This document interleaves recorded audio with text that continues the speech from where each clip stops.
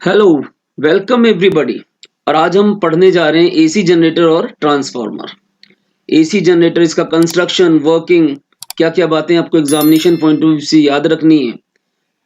Transformer का क्या application है, कैसे ये वर्क करता है। All these things today you are going to study. तो सबसे पहले हम एसी जनरेटर शुरू करते हैं। एसी जनरेटर अपने आप में नाम ही गलत है।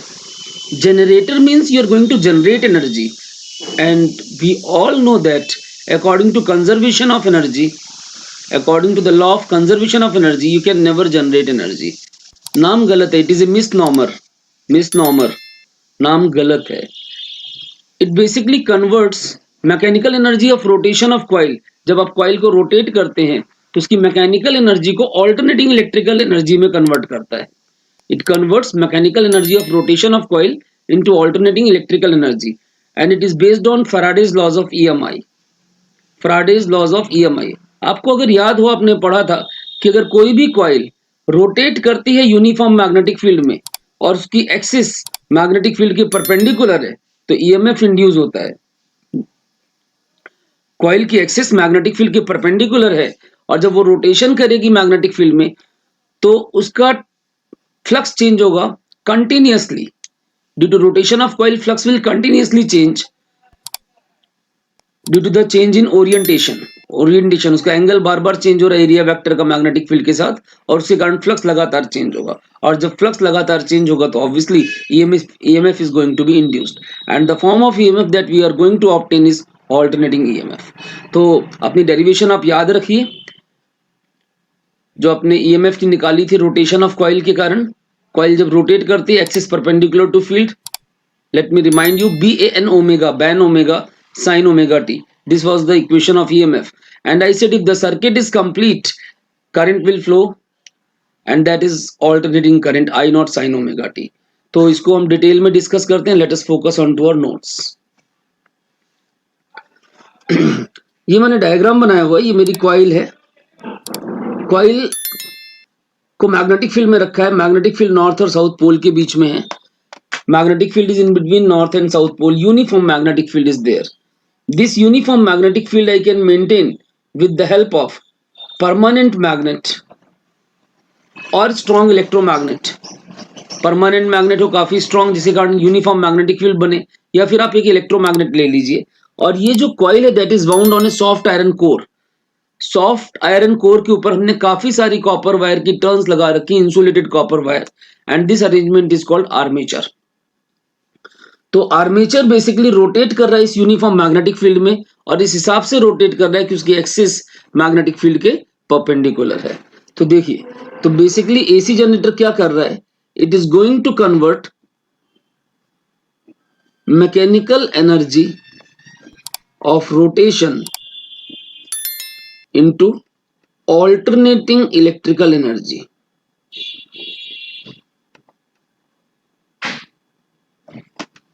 Mechanical energy of rotation into alternating electrical energy. और उसके बाद इसका वर्किंग प्रिंसिपल अगर हम बोले तो this is based on Faraday's laws of EMI. I am explaining the concept here, and notes आपको जो दे रखे हैं उन्हें यूज करना है आपने, या फिर आपने डाउनलोड कर लेना है। क्लियर? ध्यान से देखिए। It is based on Faraday's law of EMI according to which EMF is induced due to the rotation of coil in a uniform magnetic field, because due to rotation magnetic flux is continuously changing with time. Now if I come on to the construction of this device, तो construction में आपको याद रखनी है पहली बात, there should be a strong permanent magnet. किस लिए? to maintain uniform magnetic field, और इसी मैग्नेटिक फील्ड में हमारी कॉइल रोटेट करेगी। और you can take a electromagnet also. Purpose है मेरा मैग्नेटिक फील्ड डेवलप करना। दूसरा है आर्मेचर। आर्मेचर क्या है? Armature is a soft iron core, soft iron core on which copper wire is wound, काफी सारे नंबर ऑफ टर्न्स हैं और ये कॉपर वायर आपकी इंसुलेटेड होनी चाहिए ताकि टर्न्स के बीच में शॉर्ट सर्किटिंग ना हो। Insulated copper wire with n number of turns wound on a soft iron core, this is called armature। तीसरी चीज, हमको दो स्लिप रिंग्स चाहिए S1 और S2। स्लिप रिंग्स ये रोटेटिंग कॉइल के साथ एक्सटर्नल सर्किट का कांटेक्ट मेंटेन करने में हमारी हेल्प करती हैं। कॉइल रोटेट करती है और कॉइल के साथ साथ स्लिप रिंग्स रोटेट करती हैं और एक्सटर्नल सर्किट से हमारा कांटेक्ट मेंटेन करके रखती हैं। These are slip rings. चौथी चीज है carbon brushes. They are basically graphite rods.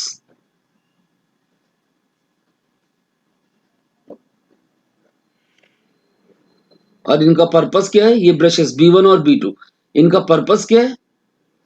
Slip ring से चार्ज, जो इंड्यूस्ड करंट यहाँ पे डेवलप हुआ है, उसको इंड्यूस्ड करंट को अपने थ्रू ट्रांसफर करना एक्सटर्नल सर्किट को। तो they are used to transfer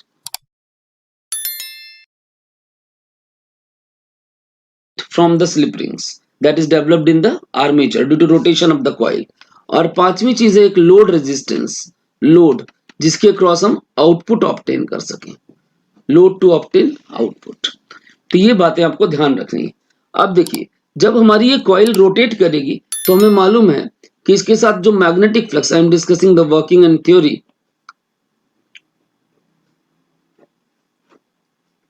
जब कॉइल रोटेट करेगी तो रोटेशन के करंट फ्लक्स चेंज होगा, B into A into number of turns into cos of theta. And क्योंकि theta is continuously changing, theta upon time is omega and theta is what? Omega t। So I can write magnetic flux as BAN cos omega t।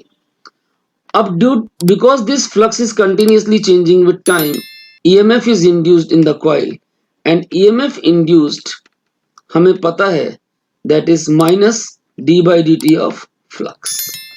minus d by dt of flux यानी minus d by dt of this equation that is already a variable BAN cos omega t, और इसको differentiate करेंगे, it becomes BAN omega cos omega t का derivative होगा minus omega sine omega t, और इसका जो minus है वो इस माइनस को कैंसिल कर देगा। And this is the maximum EMF induced BAN omega, BAN omega. तो equation becomes BAN omega sine omega t. और इसके बाद हमने पढ़ा था कि अगर हम सर्किट को क्लोज कर दें तो करंट फ्लो करेगा and current will be voltage upon resistance. Current will be voltage upon resistance, जो अपने लोड रेजिस्टेंस लगा रखा है उसकी वैल्यू, और इसकी वैल्यू आएगी BAN omega upon R into sine omega t. Clear? तो this current I naught sine omega t, sine omega t ये साइनोसॉइडली वेरी कर रहा है, और हमें पता है ऐसा करंट जिसका मैग्नीट्यूड टाइम के साथ चेंज हो और डायरेक्शन बार बार रिपीट हो, दिस इज कॉल्ड AC। ये थी इसकी थ्योरी।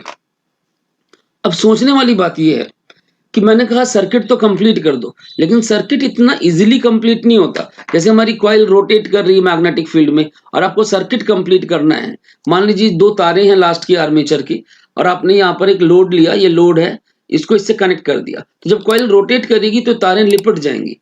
तो उस प्रॉब्लम को ओवर करने के लिए हम स्लिप रिंग्स लगाते हैं। जैसे सपोज करिए ये कॉइल है आपकी, ये रोटेशन कर रही है, जब ये कॉइल घूमेगी, ये कॉइल आपका ये पोर्शन ऊपर जाएगा, ये वाला पोर्शन ऊपर जाएगा ऊपर की तरफ डॉट, और ये पोर्शन जो दूसरा वाला पोर्शन है नीचे की तरफ जाएगा क्रॉस। तो ऐसी कंडीशन में जब ये कॉइल रोटेट करेगी, उठेगी यहां से यूं, तो फ्लक्स चेंज होगा। इस कंडीशन में आपका फ्लक्स मैक्सिमम हो जाएगा, फिर फ्लक्स कम हो रहा है और अपोजिट डायरेक्शन में जाते ही फिर बढ़ने लग जाएगा अपोजिट डायरेक्शन में। तो कॉइल रोटेट कर रही है, एक एंड का, जो कॉइल का एक एंड है वो S1 स्लिप रिंग के साथ अटैच्ड है और जो दूसरा एंड है वो S2 के साथ अटैच्ड है। कॉइल रोटेट करती रहेगी और स्लिप रिंग उससे कांटेक्ट मेंटेन करके रखेगी, और इसमें जो चार्ज इंड्यूस होगा वो ब्रशेस के थ्रू लोड को ट्रांसफर हो जाएगा। तो this helps to maintain the rotation of coil. Slip rings help to maintain the rotation of coil without the rotation of external circuit। External circuit stationary रहेगा, ये काम स्लिप रिंग्स का है। और ब्रशेस, कार्बन ब्रशेस, चार्ज जो induce हुआ है, current जो इंड्यूस हुआ है, उसको ट्रांसफर करेंगे लोड के थ्रू। सर्किट हमारा कंप्लीट है तो यहाँ पे करंट भी फ्लो करेगा। समझ में आ रही बात? ध्यान से अपनी शीट पे फोकस करिए, देखिए इसको ध्यान से। I think it's clean.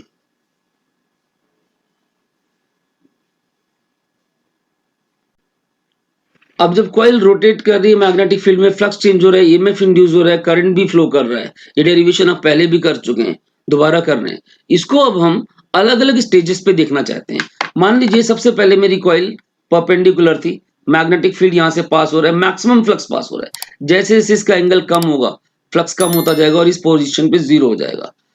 उसके बाद आपका ये फर्दर रोटेट करेगा, फर्दर रोटेट करेगा। कॉइल को रोटेट करना है, हाथ नहीं रोटेट करेगा। तो मतलब ये बार बार यूं रोटेशन कर रहा है, तो फ्लक्स आपका पॉजिटिव नेगेटिव इस डायरेक्शन में वेरी करेगा। हम एक फुल टाइम पीरियड के लिए फ्लक्स का वेरिएशन स्टडी करते हैं। तो अलग अलग स्टेजेस हम आर्मेचर की ड्रॉ करते हैं।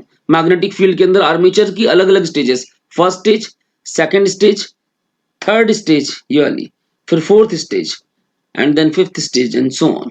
क्लियर? तो हमारा फुल टाइम पीरियड के लिए हम फ्लक्स का वेरिएशन और उसके साथ ईएमएफ कैसे इंड्यूस हो रहा है उसका वेरिएशन स्टडी करना चाहते हैं। तो again we are going to focus on to our notes. देखिए ध्यान से, देखिए ये सबसे पहली पोजीशन है कॉइल की। ये आपके पास एबीसीडी मेरा आर्मेचर है, आर्मेचर एबीसीडी ये रोटेशन कर रहा है, फर्स्ट स्टेज। जब ये रोटेट कर रहा है तो इसका फ्लक्स धीरे धीरे कम हो रहा है और ये फ्लैट हो गया। इस कंडीशन में आप देखेंगे फ्लक्स जीरो हो गया। फिर रोटेट करते हुए अपोजिट साइड सेकंड फेज आपका सामने आ गया। जो ए बी ऊपर था वो नीचे आ गया और जो सी डी नीचे था वो ऊपर आ गया। जो कॉइल का ओरिएंटेशन है वो चेंज हो गया फर्स्ट से थर्ड स्टेज में। उसके बाद फिर कॉइल फ्लैट हो गई, फिर कॉइल फ्लैट हो गई।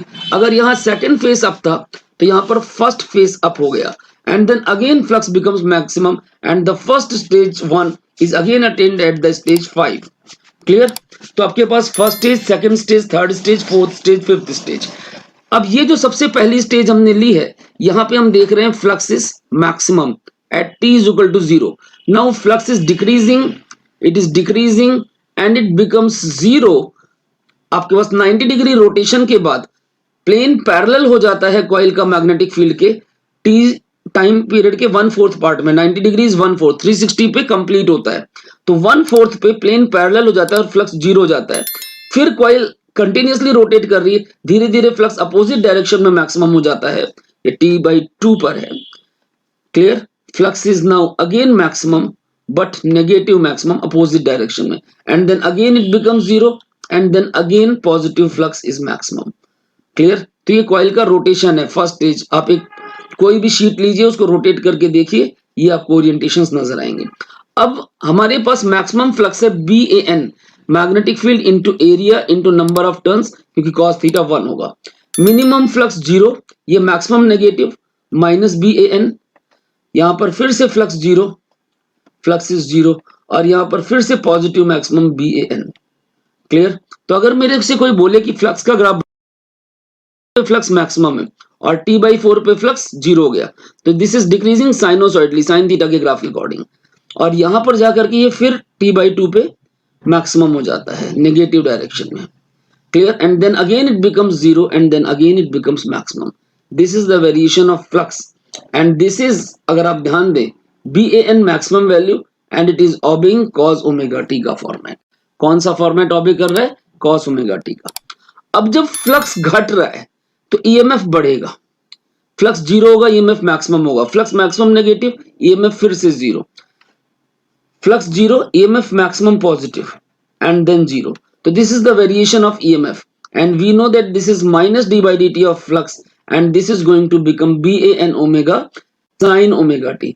ध्यान देना, फ्लक्स कॉस का ग्राफ ऑबे कर रहा है, ईएमएफ साइन का ग्राफ ऑबे कर रहा है और करंट भी सेम ग्राफ ऑबे करेगा। तो this is the variation of magnetic flux with time for one complete cycle. First stage, second stage, third stage, fourth stage, fifth stage. Flux घटा है, मैक्सिमम नेगेटिव हुआ, फिर पॉजिटिव हुआ, फिर maximum हुआ।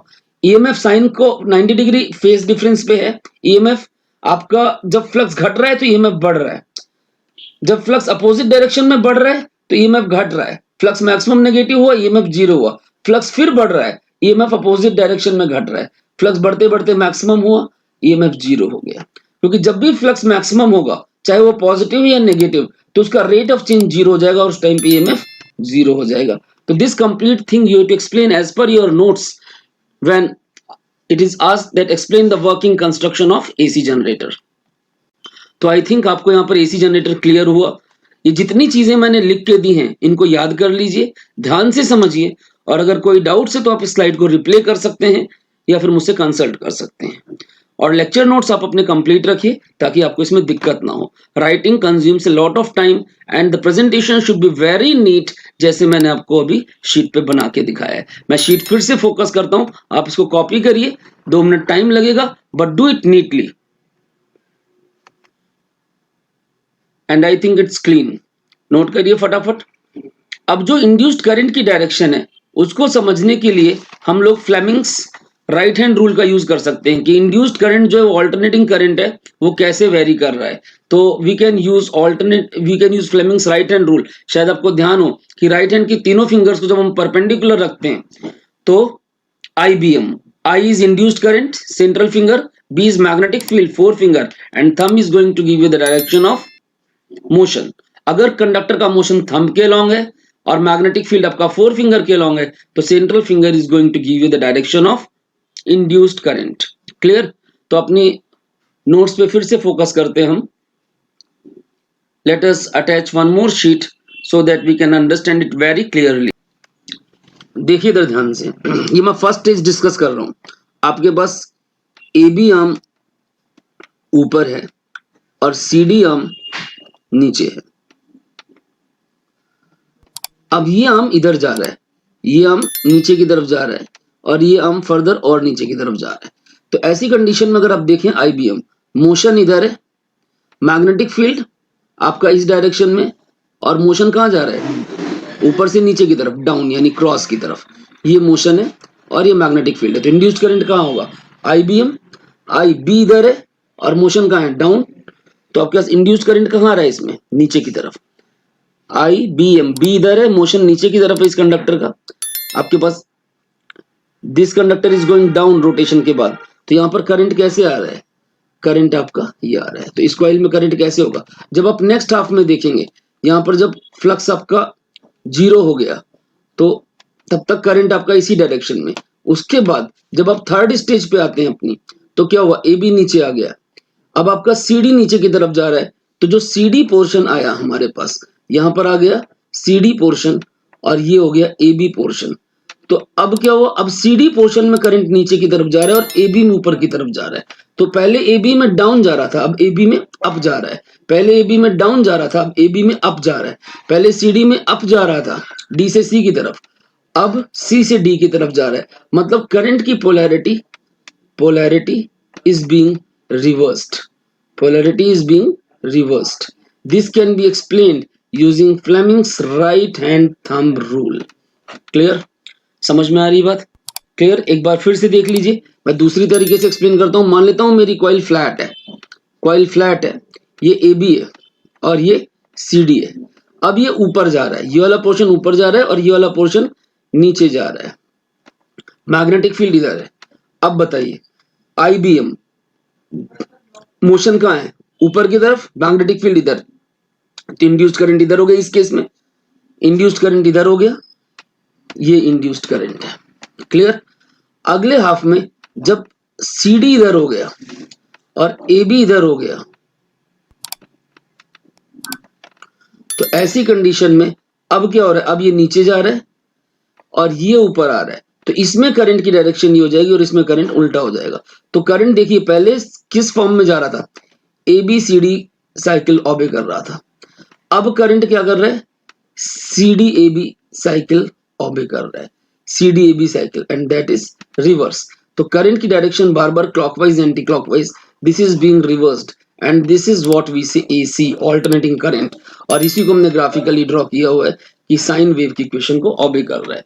ऐसा कोई भी करंट जिसका मैग्नीट्यूड टाइम के साथ चेंज हो रहा हो और डायरेक्शन बार बार प्लस माइनस हो रही है, इसको हम ऑल्टरनेटिंग करंट कहते हैं। I think it's clean. यहां तक अपने नोट्स पे फोकस करिए और इसके बाद हम स्टार्ट करते हैं transformer. I think it's clean till this point.